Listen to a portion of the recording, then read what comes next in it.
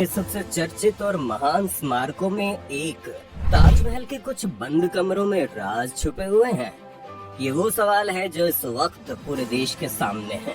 देखा जाए तो इस वक्त देश में हालात ऐसे हैं कि कुतुब मीनार से लेकर लाल किले तक को मंदिर बताने में कुछ लोग लगे हुए हैं, जिसे सुप्रीम कोर्ट और सरकार दोनों ने ही गलत बता दिया है।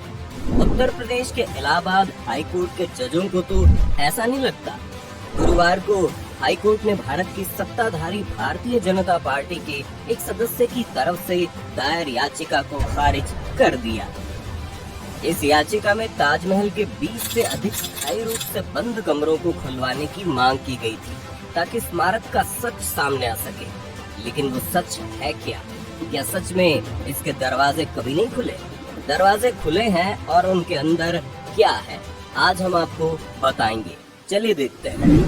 ताजमहल एक मकबरा है जिसे मुगल बादशाह शाहजहां ने आगरा में यमुना नदी के किनारे 17वीं सदी में अपनी पत्नी मुमताज महल की याद में बनवाया था। ईंटों, लाल पत्थर और सफेद संगमरमर से बना ताजमहल दुनिया की सबसे शानदार इमारतों में से एक है। इसे देखने वाले हैरान रह जाते हैं। इसकी जालियों पर की गई बारीक कारीगरी भी ध्यान खींचती है।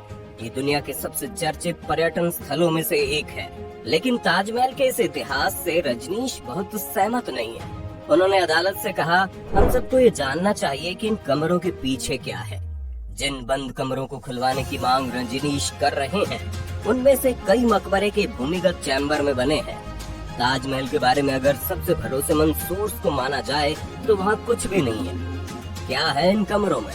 ये कमरे तहखाने का हिस्सा है, जिसका इस्तेमाल गर्मियों के महीनों में किया जाता था। स्मारक की नदी की तरफ वाली छत पर कई कमरे कतार में हैं। रिवर फ्रंट की तरफ एक कतार में बने 15 कमरे। यहाँ एक संकरे गलियारे से पहुँचा जा सकता है। 7 बड़े कमरे हैं जिनमें हर तरफ ताक है। 6 चौखाने कमरे हैं और 2 अष्टकोणीय कमरे हैं।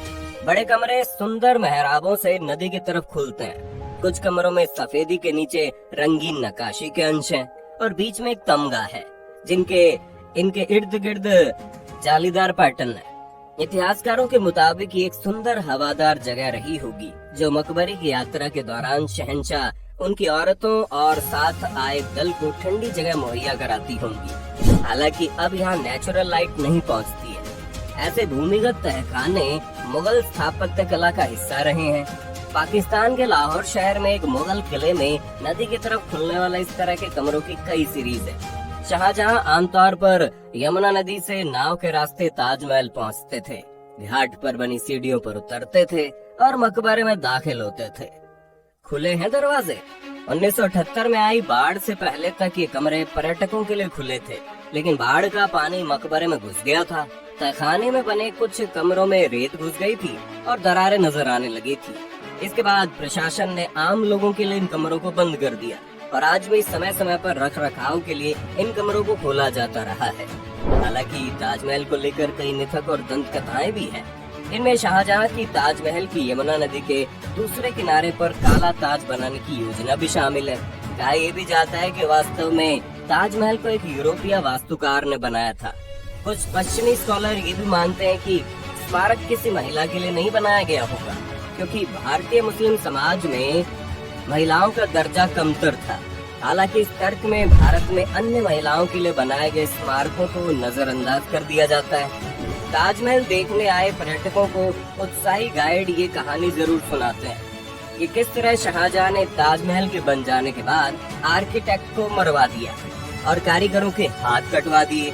लेकिन एक झूठ के सिवाय कुछ नहीं है। भारत में ये मिथक भी है कि ताजमहल वास्तव में भगवान शिव को समर्पित हिंदू मंदिर था, जिसका नाम तेजो महालय था।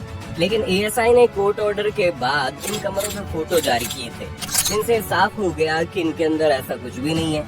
जब हिंदू राजा को दी गई ताजमहल को मंदिर बनाने की सलाह, कहा जाता है कि 1761 में जब हिंदू राजा सूरजमल ने आगरा को जीत लिया था, तब उनके दरबार के पुजारी ने उन्हें ताजमहल को हिंदू मंदिर में परिवर्तित करने की सलाह दी थी। 1964 में भारतीय इतिहास को फिर से लिखने के लिए एक संस्थान की स्थापना करने वाले पीएन ओक ने एक किताब में दावा किया है कि ताजमहल वास्तव में शिव मंदिर है। 2017 में राजनेता संगीत सोम ने ताजमहल को भारतीय संस्कृति के लिए धब्बा बताया था, क्योंकि आक्रमणकारियों की निशानी है।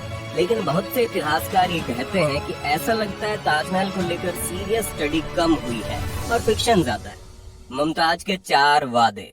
ताजमहल को मुमताज के जन्नत के घर की कल्पना पर आधारित बताया जाता है। इसे जन्नत की तरह खूबसूरत बनाने की कोशिश की गई और बनावट के खास तरीकों को अपनाया गया।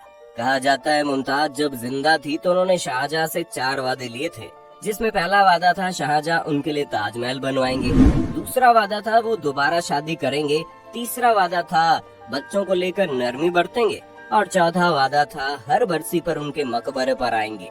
लेकिन बीमारी और नजरबंद होने के कारण शाहजहां अपना चौथा वादा पूरा नहीं कर पाए। काले ताजमहल का सच। इसी तरह की एक कहानी ये भी है कि शाहजहां एक दूसरा ताजमहल भी बनवाना चाहते थे, जो एक काला ताजमहल होता।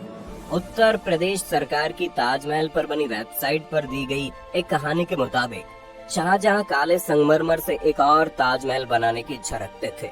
ये काला ताज मौजूदा मकबरे के सामने यमुना नदी के दूसरी तरफ महताब बाग में बनाने की योजना थी।